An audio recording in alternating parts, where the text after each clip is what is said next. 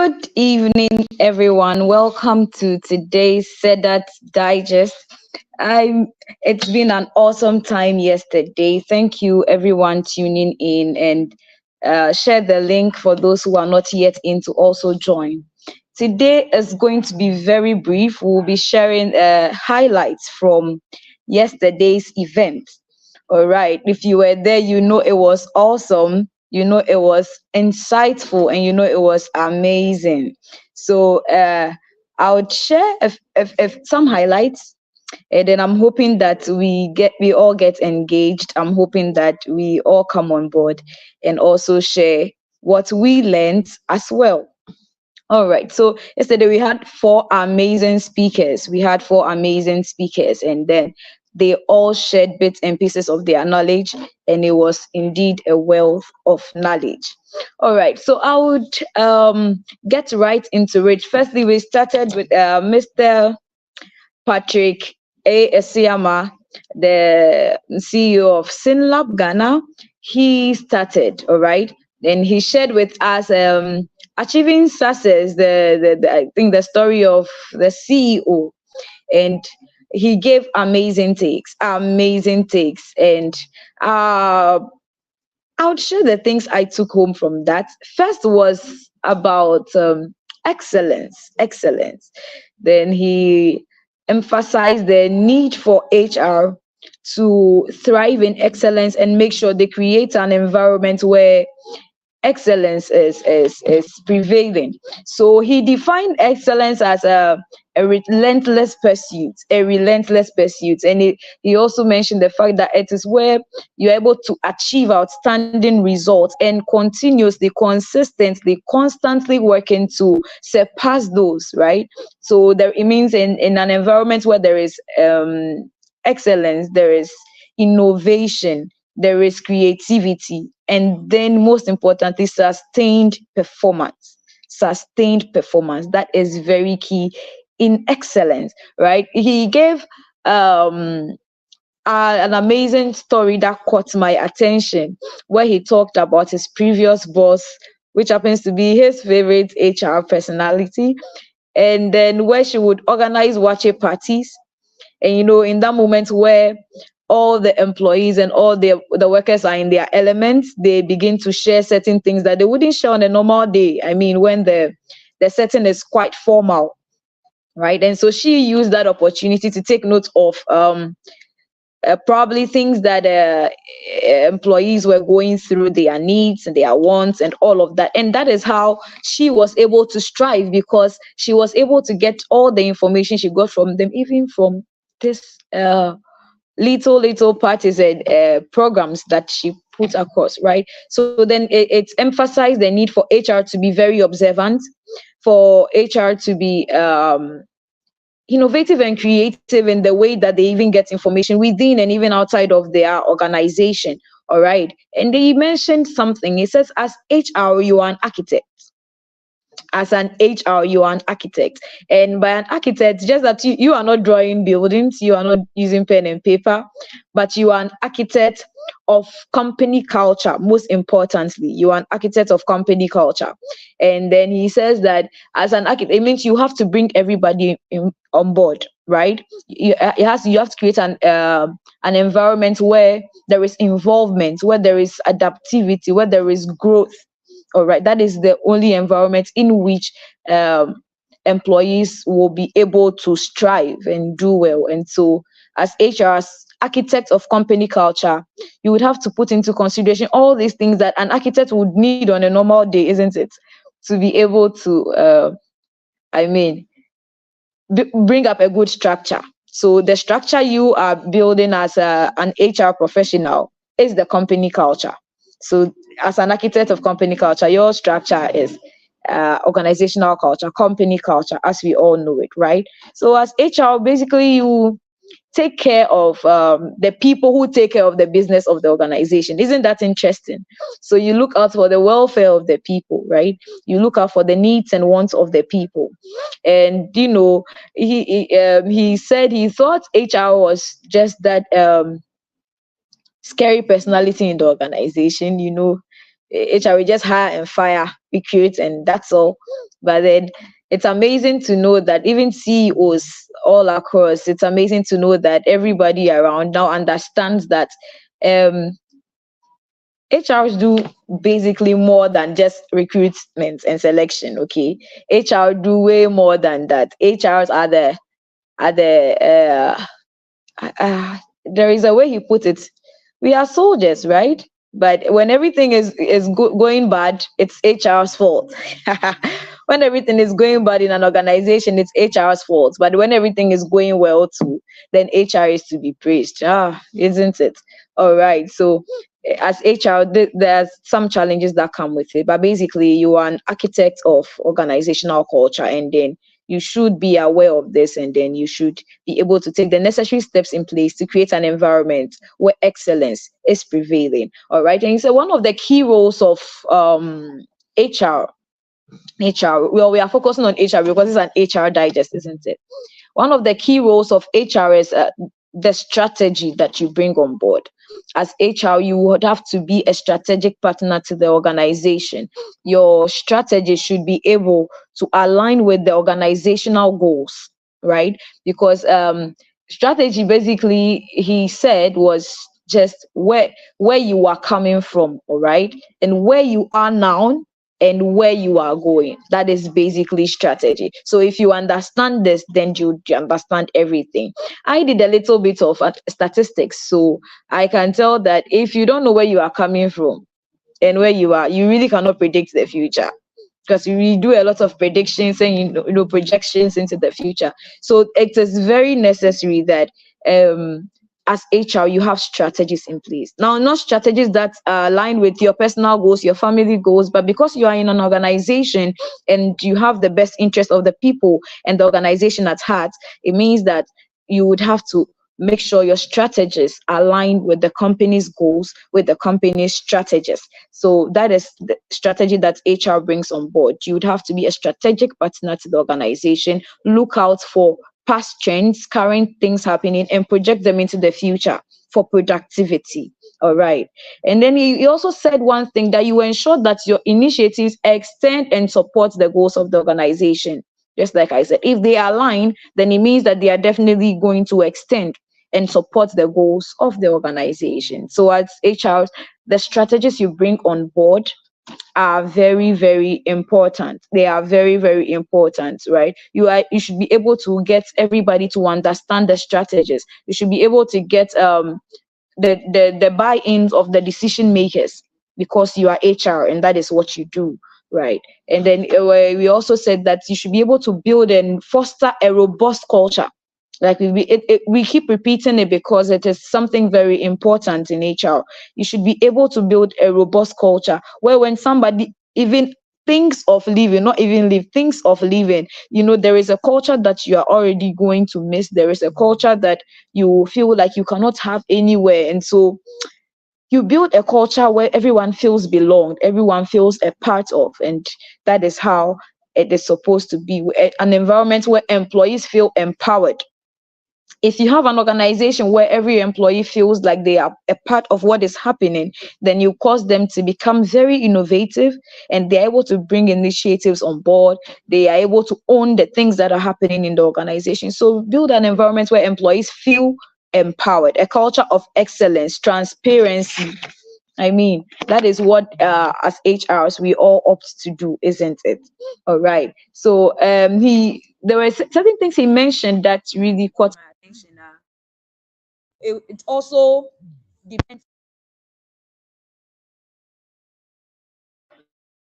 It also really depends on the environment or the organization you find yourself in, isn't it? So it is not everything that would work for you, but you would have to really take note. Like some organizations are able to give lunch allowance and all of that. You have to make sure that in your organization, these are things that your people need. Some people TNT, some others clothing allowance. You should know the needs of your people and the things that would be able to empower the employees, and then you do that for them.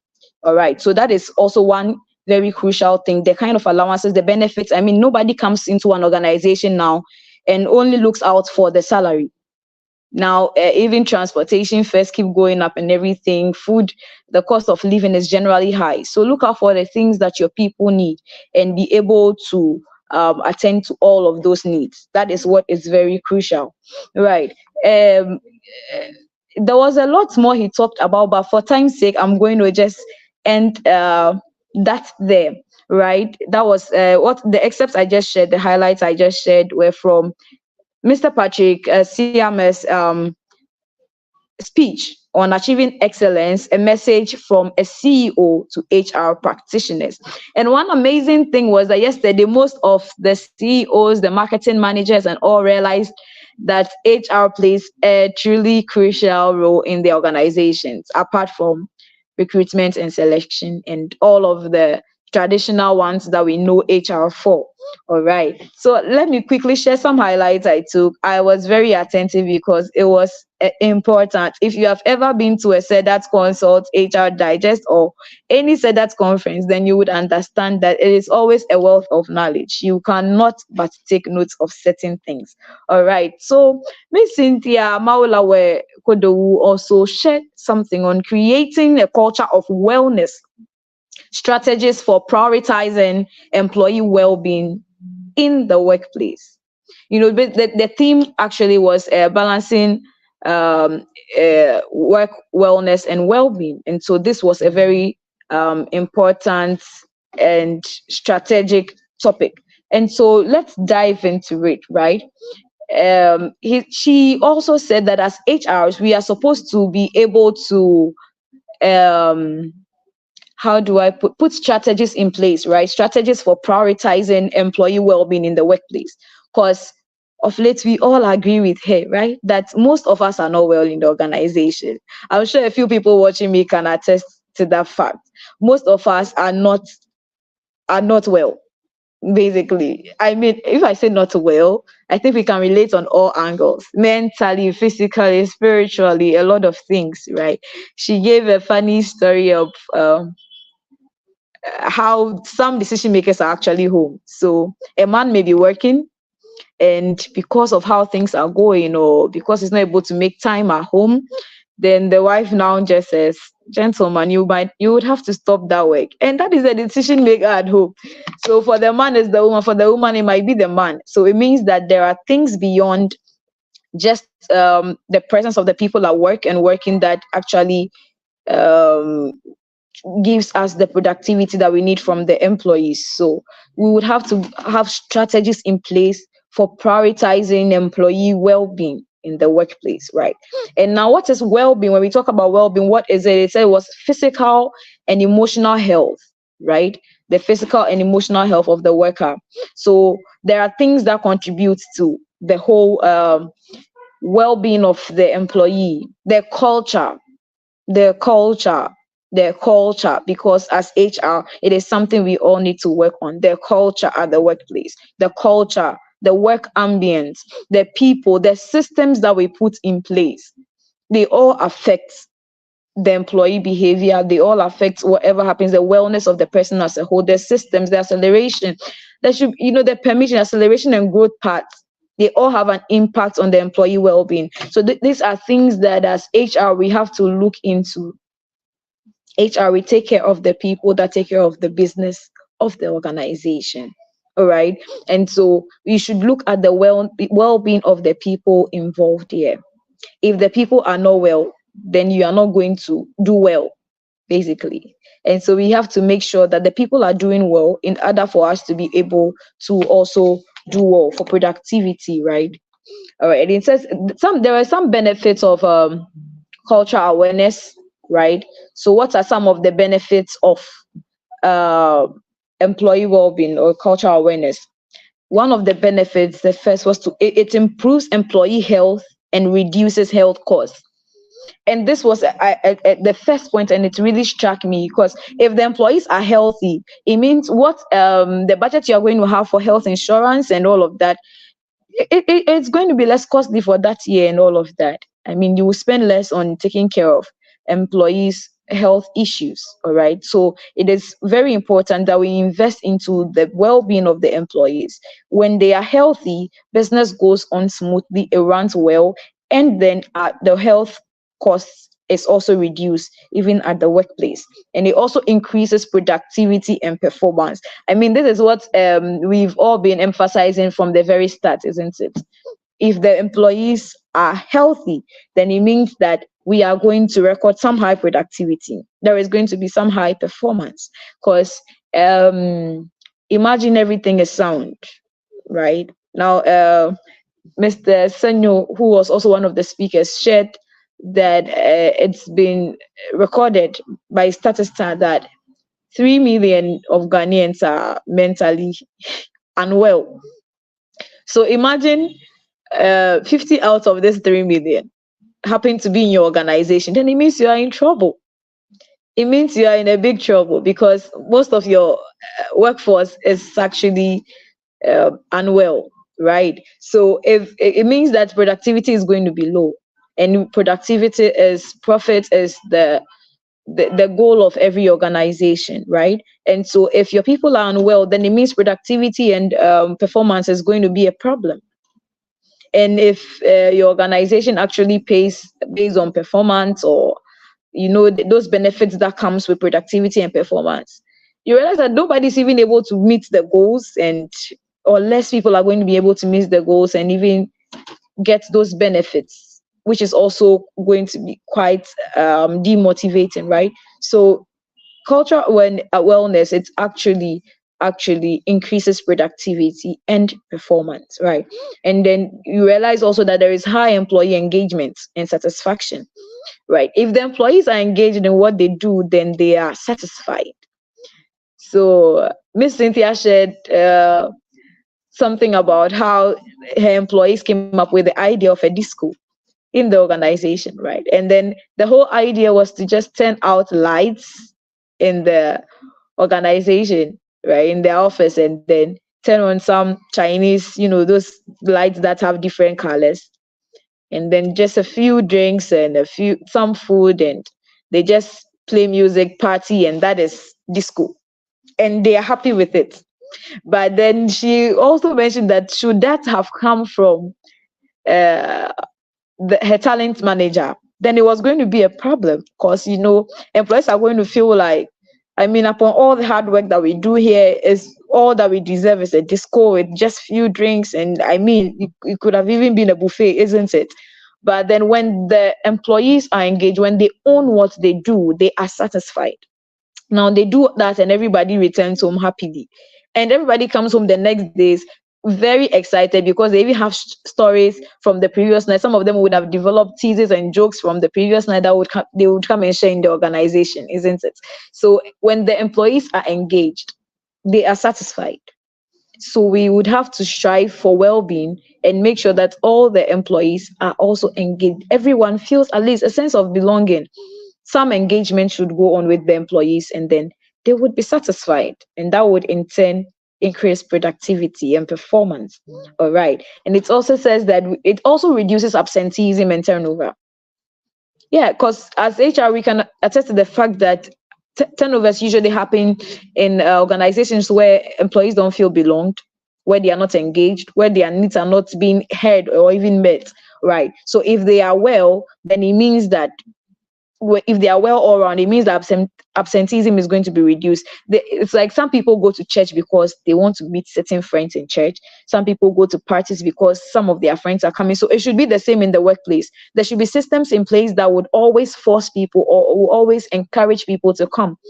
That when you are not at the work for a day, you feel like something is lost. But when the environment is so comforting, the environment is so welcoming, I mean, the ambience is all right, then it means that you are going to feel good at work. And so it's going to reduce absenteeism. That is when you realize that some people are even physically sick, but they still want to be at work. That is what happens. And so let's actually, as HR, work towards cultural wellness. It also breeds innovation and talent. Imagine asking your employees what they would want to do on a Friday night, like in the case of Miss Cynthia's workers, right? They come up with an idea, and they are actually going to carry it out. Even with or without your help, they feel like they have to make it work. They are going to do that, right? So once you do that, and then they feel that sense of belonging, you realize that from time to time, even at the organization, they could even begin to work in groups that you did not even form. They are going to be innovative. They would be very innovative, and then you realize that you would record high talent actualization, because people are going to work, some of them even beyond what you even thought of them. People are going to stretch, all right, to actually meet goals that have been given them, deadlines, hit deadlines, and all of that. And so it also helps to breed innovation and then talent actualization. It also breeds great work environment. I mean, that is the goal of all this, that the working place is not a hostile place, that the working place is not a place that when you are entering, you are already scared. Miss Cynthia shared something about this, about how she once went to her organization where she used to work, right, her former place of work. And then right on getting there, her heart skipped a bit. Why? Because they were already sacking people. So you don't know if you are next.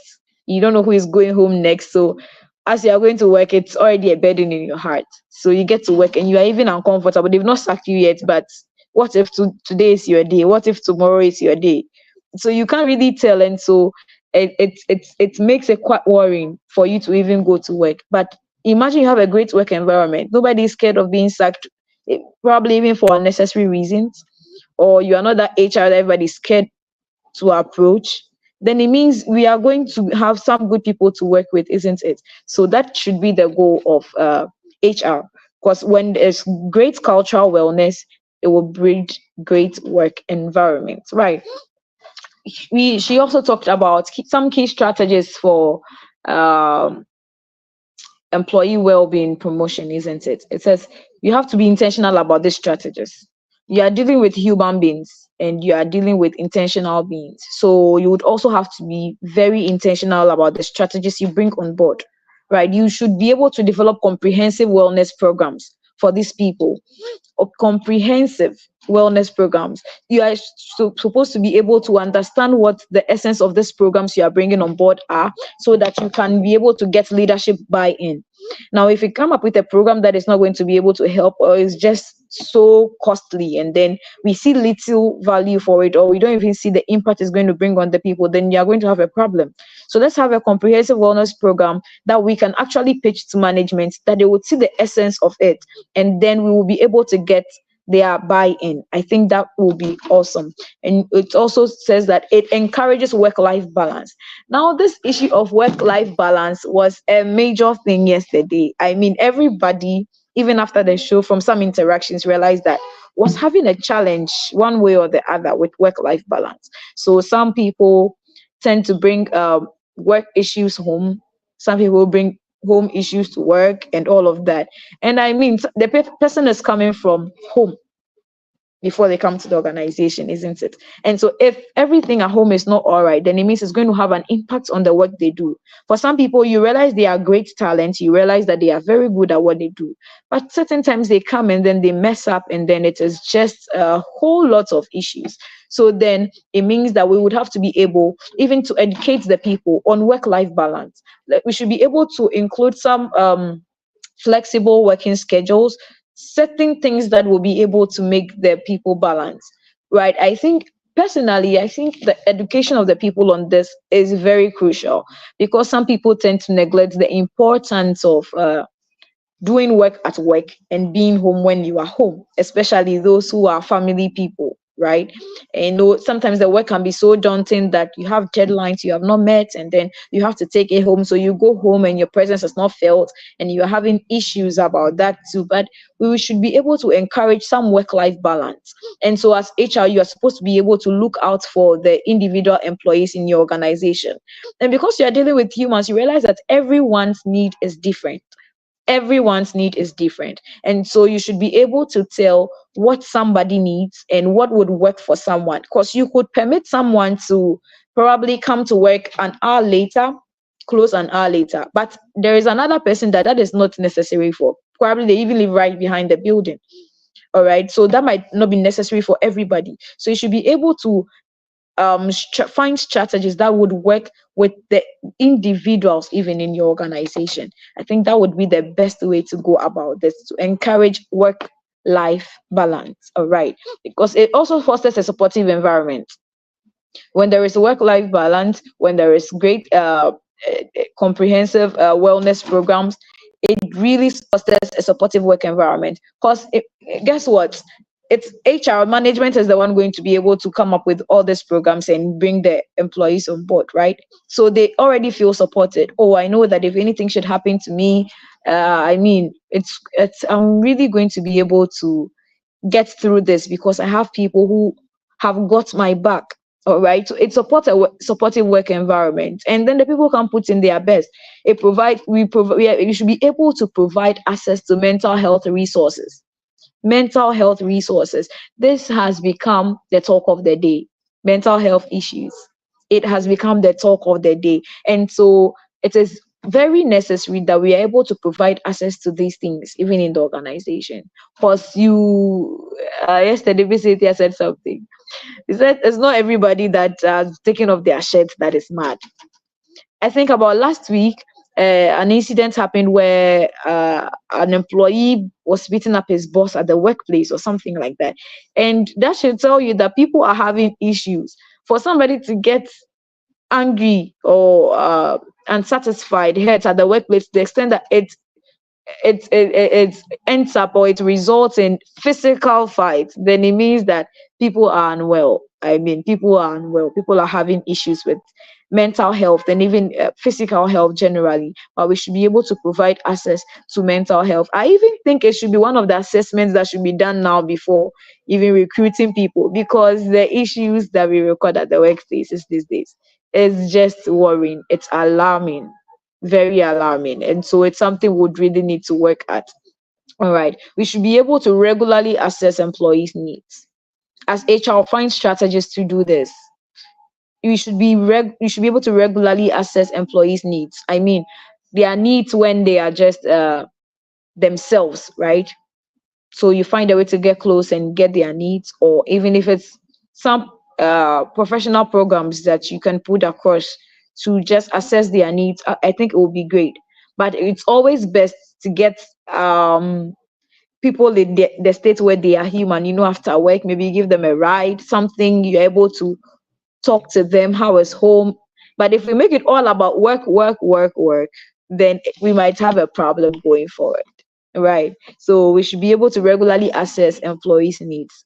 Let's have well-being champions. Let there be people that look out for these things. HR, the work is daunting. It's daunting. So if there can be people who champion these things, even in the organization, whether you say professional help or certain people in the organizations that have been set aside to do this, I think it will all be great. So let's just find some well-being champions. Let's have well-being champions in the organizations, because the welfare of the people is very important. The welfare of the people is very important. All right. Let's do. She also mentioned a few points about doing some sane, colorful labeling. Right. Have a chill zone moment every week. These are very less costly, simple but creative ideas that are still able to make an impact.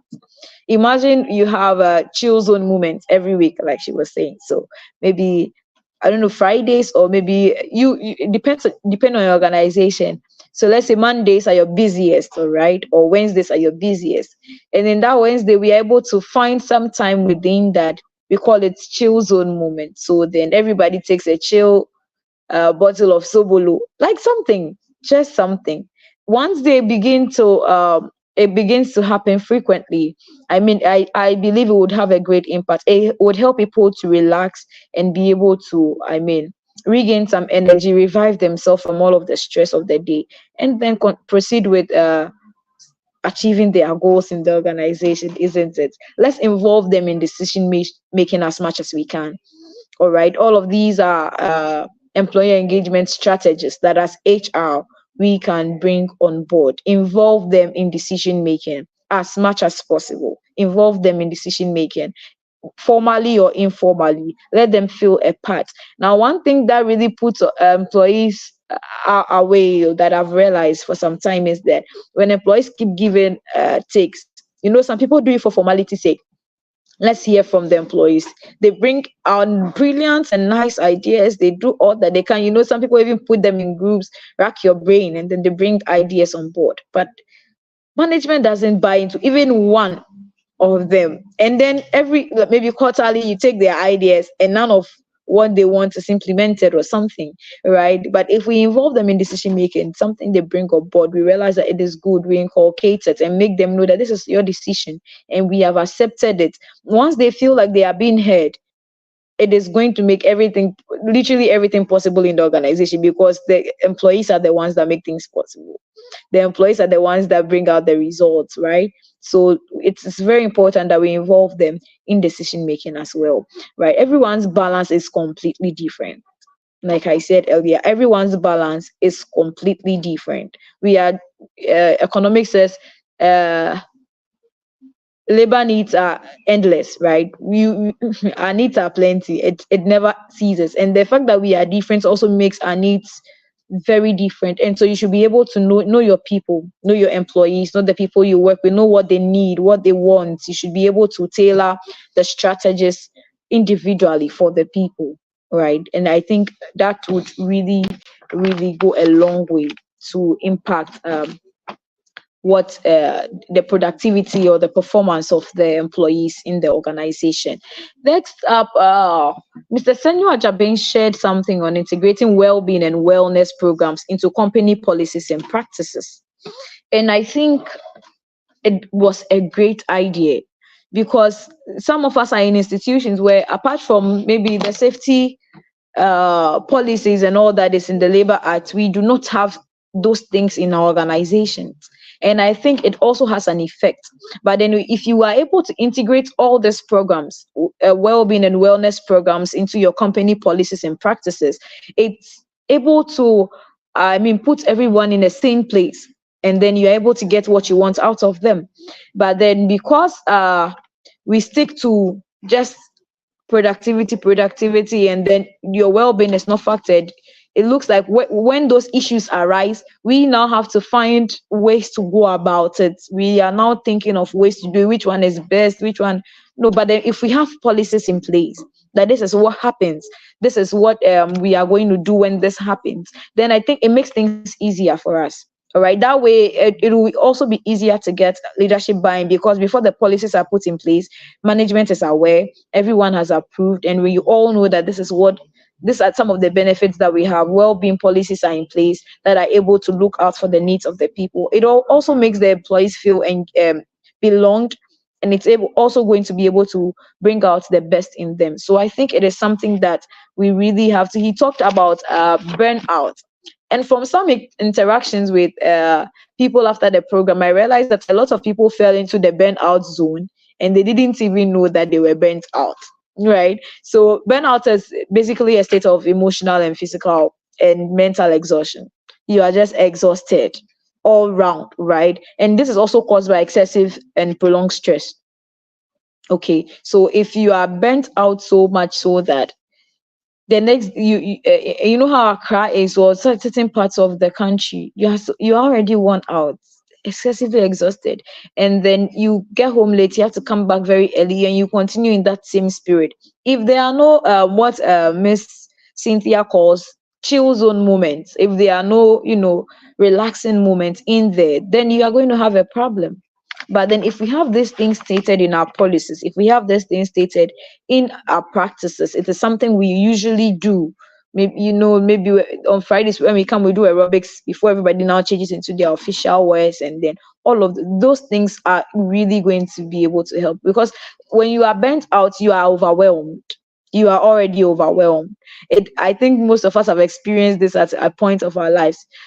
Sometimes I get overwhelmed, I just sit on my desk and I'm quiet. Like, at that time, nothing is even running through my mind. It's like you have a brain freeze, your mind is choked, you don't know what to do again. You are overwhelmed, you're emotionally drained, and then you are just unable to meet constant demands. All right. And it can really be daunting on the productivity and the performance of employees. So as HR, this is something we really need to look into. We really need to look into. We would have to work that out, include all this policies, all right, inculcate all these practices into the daily routines, even in our organizations, so that we can get the best out of the employees and ensure that everyone is well and sane.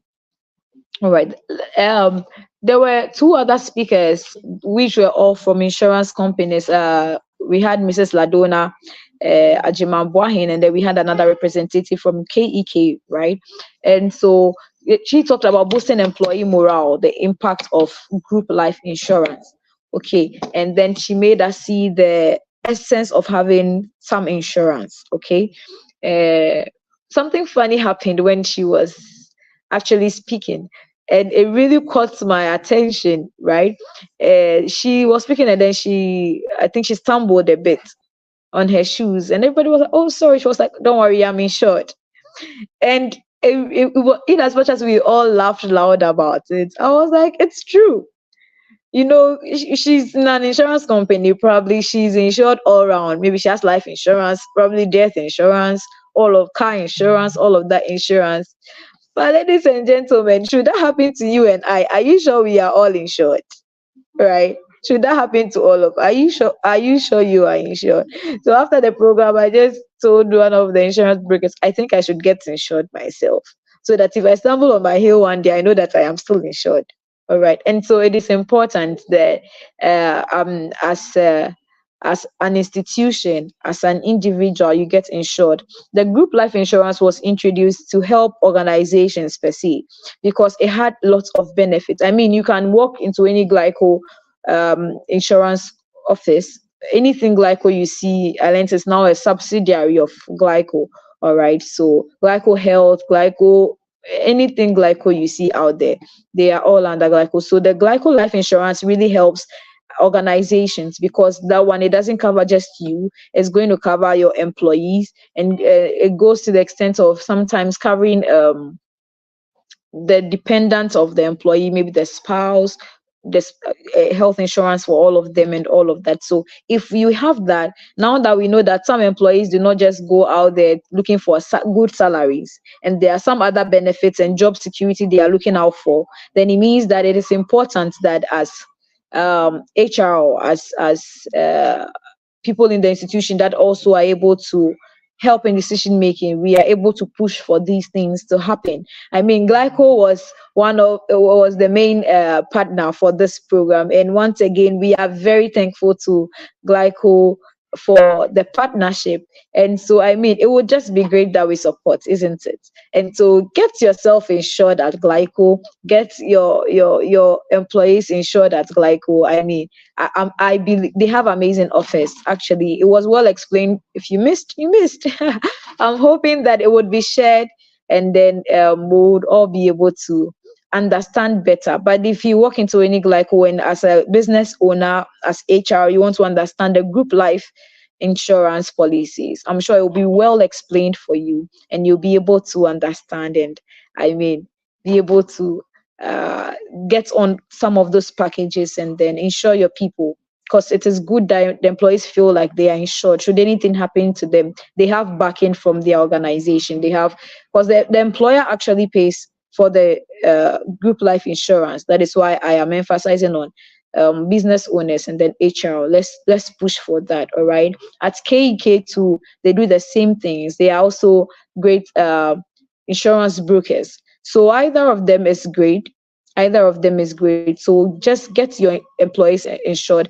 Having insurance actually gives you some level of peace. If you realize, that if I should, God forbid, die today, my family has something there that they'll be able to use for the funeral. Nobody has to go and take everything out and now later on come and accuse everybody of not bringing anything on board.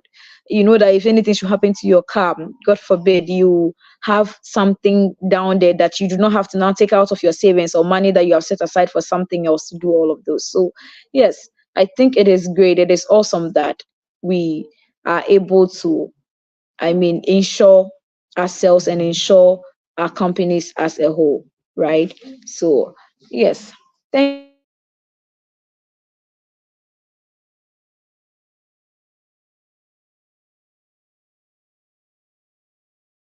you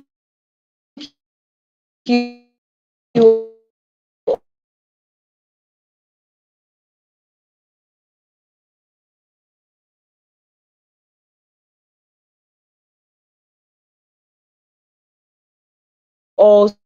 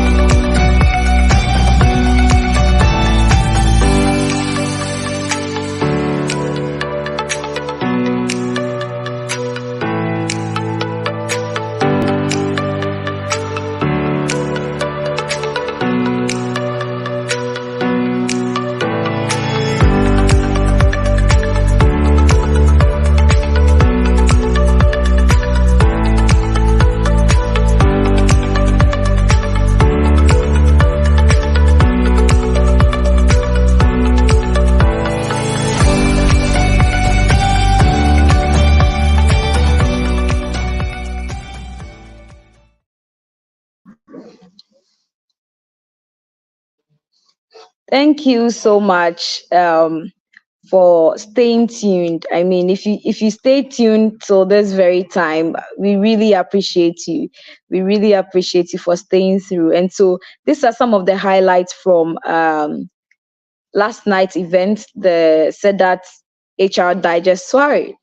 So I just want to encourage us all from time to time, let's join the SEDAT Digest, all right? It's every Sunday, 4 p.m. Let's all join in and listen. I mean, it was awesome. It was an awesome time, a great time of networking. A lot of people networked. I mean, I interacted with a few people. I realized some people even got over 20 contacts. Wow, that is some high spirit there. And so it was an awesome time, all right?